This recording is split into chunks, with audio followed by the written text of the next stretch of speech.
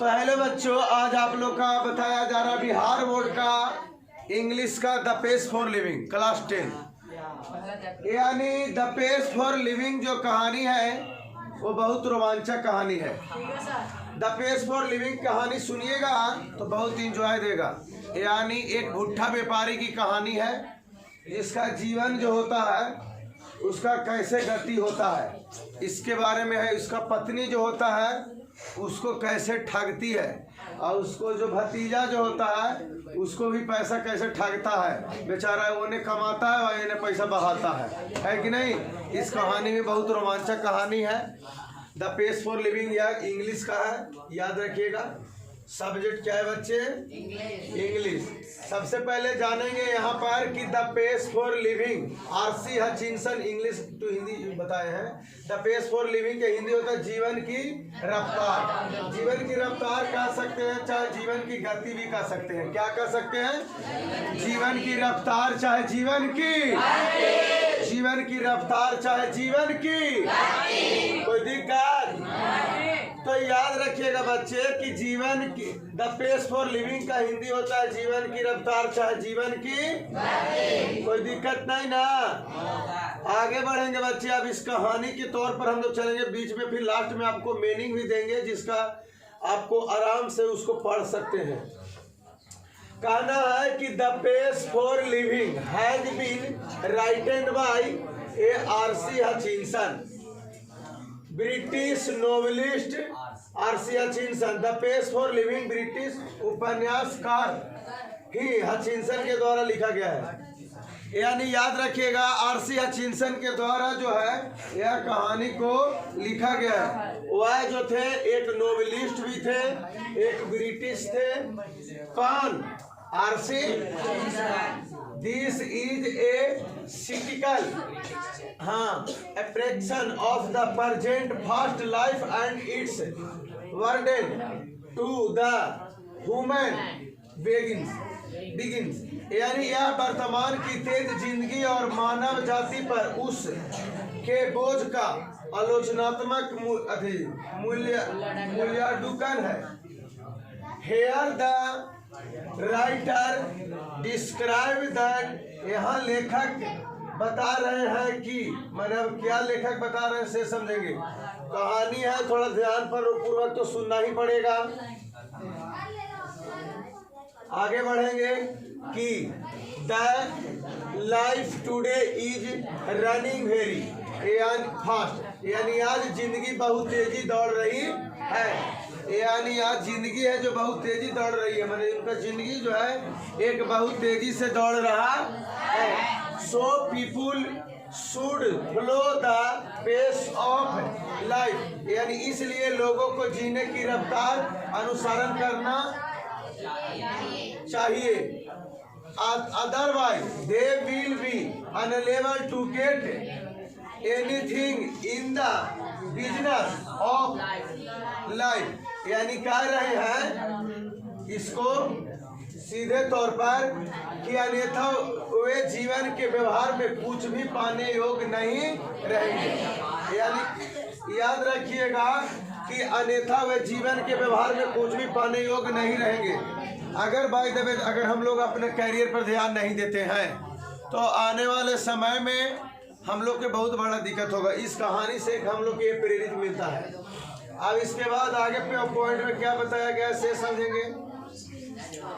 कह रहा है कि RC Hutchinson a British novelist. RC Hutchinson एक ब्रिटिश उपन्यासकार है। Its habits and the expectation player of the touching the sensitive issue of the contemporary society. वे समकालीन समाज के संवेदनात्मक मुद्दों छूने के लिए अवधारण तरीकों को प्रदर्शित करते हैं। कौन? RC. With all it's contradiction and the paradox, साथ ही साथ इसके सभी अंतर्विरोध तथा विरोधाभासों को भी। In the pace for living RC Hutchinson capture the agony of the modern man. The pace for living में आधुनिक मानव के पीड़ा को दर्शाया है। यानी याद रखिएगा, द पेस फॉर लिविंग में आधुनिक मानव को पीड़ा को दर्शाया है कि यानी मनुष्य जो होता है उसका पीड़ा कैसे होता है, मनुष्य का पीड़ा कैसे होता है, कैसे एक जिंदगी में कष्ट आता है, उसके बारे में इन्होंने वर्णन किया है। He brings out how the first moments of men, things and objects hurt the normal rhythms and the exert undue pressure on men, women and the children।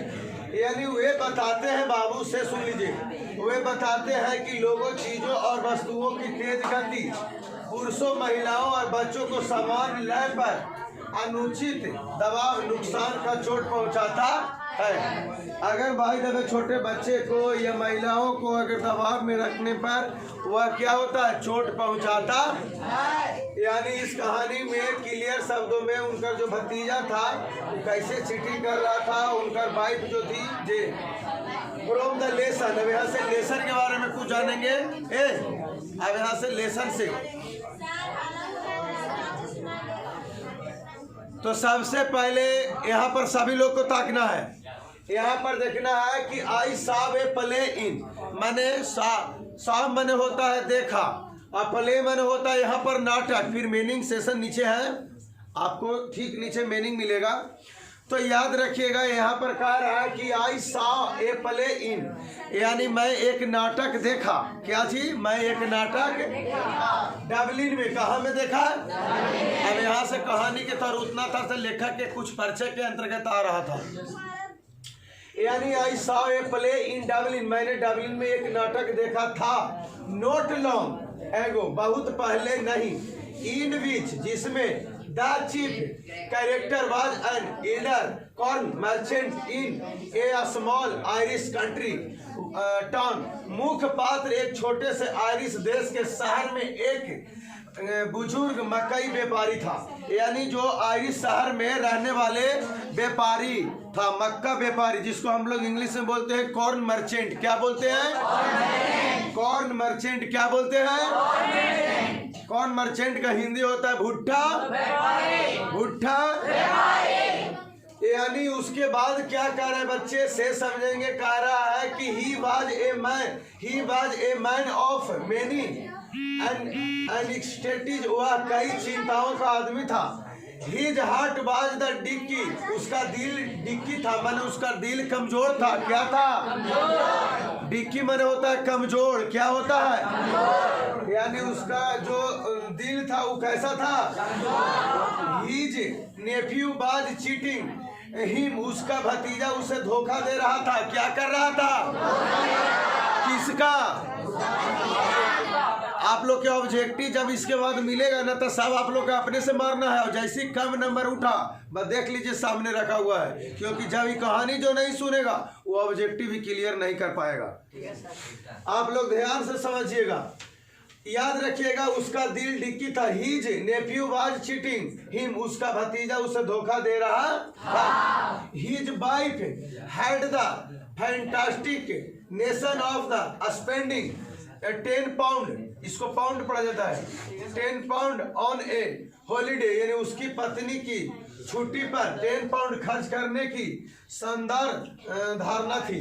यानी जो भुट्टा व्यापारी था उसका पत्नी का कहना में था कि जैसे ही पर्व हुआ यानी संडे आया और हमारा 10 पाउंड चाहो तो चाहो। समझ में आया? कौन कहती थी? पत्नी। किसका? भुट्टा।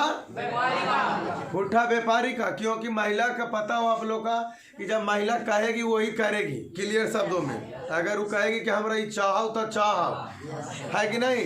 कहे कि ओकर जो पत्नी है जो कितना अच्छा पहन ले, सॉरी हमरो ऐसा कर ले दे। अब अगर नहीं लिया गलती से बाबू तो खाना में समझो कि नीमक में, सब्जी में कितना नीमक डलाएगा जो कोई कहने की जरूरत ले निर्भर सको ना, बड़े लेवल करी तो लेवल। माने कहने के मतलब है ना कि ऑलरेडी गुस्सा में रहेगी। यहाँ कहानी में सिर्फ यही बेचारा की जिंदगी है बाबू। ये जिंदगी यही है, याद रखिएगा। अल्टो गेदर टोटली कुल मिलाकर पूरी तरह से the pace of life was getting too much for him, जीवन की गति उसके लिए बहुत अधिक हो रही थी। और कह रहा है इतना ही नहीं, and in a moments of despair hopeless, और निराशाजनक के रूप में था पल में। He attended said a great cry from the heart, यानी उसने कहा दिल से एक महान रोना है। मैंने कहने के मतलब एक तरफ से उसने एक महान रोना है, मैंने अंदर से तरह से जो कहा जाता है कि टेंशन होना यानी दुख महसूस होना, वो के यहाँ प्रेरित कर रहा है। दे टेल मी ए, वे मुझसे कहते हैं, देयर्स एंड एरोप्लेन, एक हवाई जहाज है। नाउ दैट, जो अब goes eight 1000 miles and hours, जो 1000 मील प्रति घंटा के रफ्तार से चलता है। नाउ दैट्स टू फास्ट, या अब अत्यधिक तेज है। दैट, जो अब goes eight 1000 miles and hours, जो 1000 मील प्रति घंटा के रफ्तार से चलता है। नाउ दैट्स टू फास्ट, या अब अत्यधिक तेज है। फॉर मी, मेरे लिए। That was the most enchanting line in the play, जो अत्यधिक रोचक मनोरंजक लाइन थी नाटक में। द मैन्स कंप्लेंट वाज, व्यक्ति का शिकायत था। So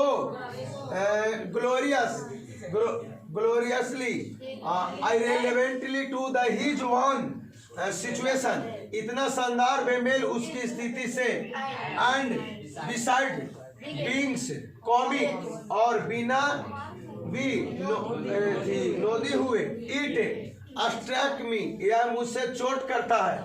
as a perfect illustration of, एक पूर्ण उदाहरण के रूप में।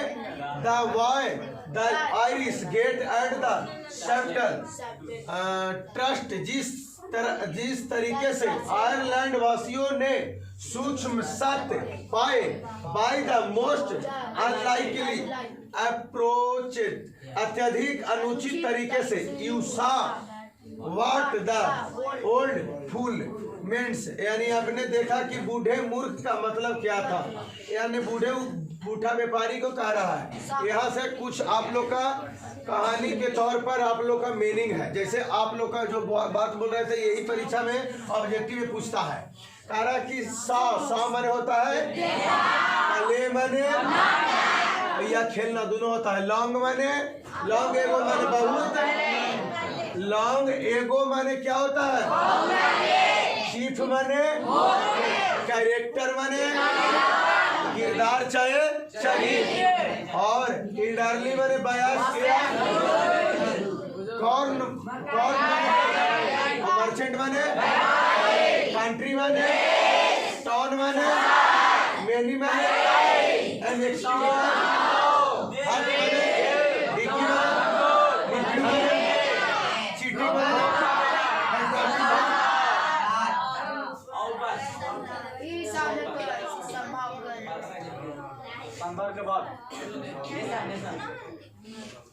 स्पेंडिंग हॉलीडे माने, अल्टो गेटर माने, मोमेंट्स माने, डिस्पायर माने, अट्रेड माने, बोला है मोस्ट सबसे अधिक है।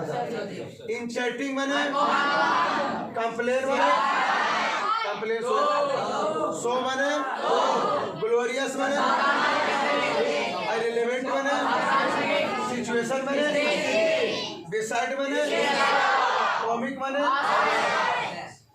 इसके बाद आगे बढ़ेंगे बच्चे, थोड़ा समय ज्यादा नहीं, यहाँ तक हो गया था। अष्टाक माने परफेक्ट माने, इलस्ट्रेशन माने, ट्रूथ माने, अनलाइकली माने, सब्सिडी माने, अप्रोच माने,